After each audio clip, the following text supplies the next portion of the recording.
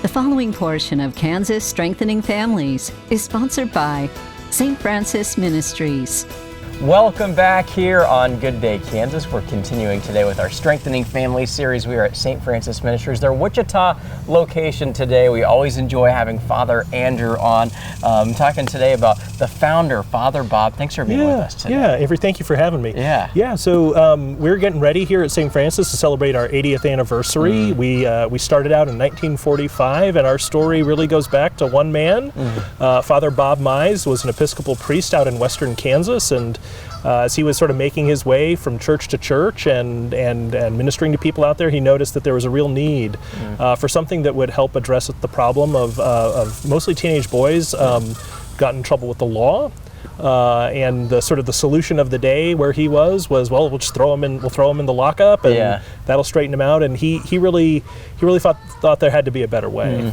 Yeah, I'd be curious how Father Bob would think of how the organization is today. You guys are across so many different states, all across the Midwest. Yeah, it really started with a kind of a dream in his heart to make a difference in these lives of these young men. He opened the first St. Francis Home for Boys in Ellsworth, Kansas, and started out with 12 young men, all of whom had been in trouble with the law. And his sort of theory was this thing he called therapy in Christ, which was about unconditional love and about accountability and forgiveness and the least restrictive environment. The local townsfolk were sort of freaked out by some of those ideas, but really pretty quickly it proved to be a really nationally groundbreaking approach, and his rate of rehabilitation, if you was higher than some other things. He kind of came at it with almost no training, but just this real desire to do it. He brought people together who could support it.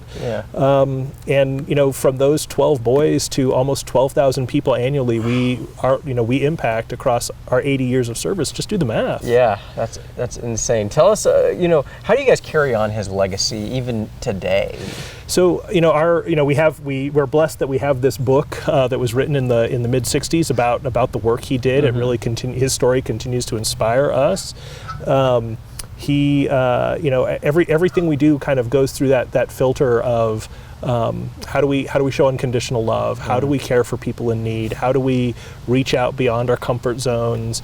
And how do we innovate? What he did was innovative in its day, and we're still trying to do that today. Yeah, I feel like you guys do that very well here at St. Francis Ministries. If you'd like to learn more about Father Bob or all the other great things that are happening here, how they're celebrating 80 years of St. Francis Ministry, check out the website on the screen right now. Father Andrew, thanks for being with us. Great to see you. Avery, thank you very much. Good to be with you. We have more Good Day Kansas coming up right after this.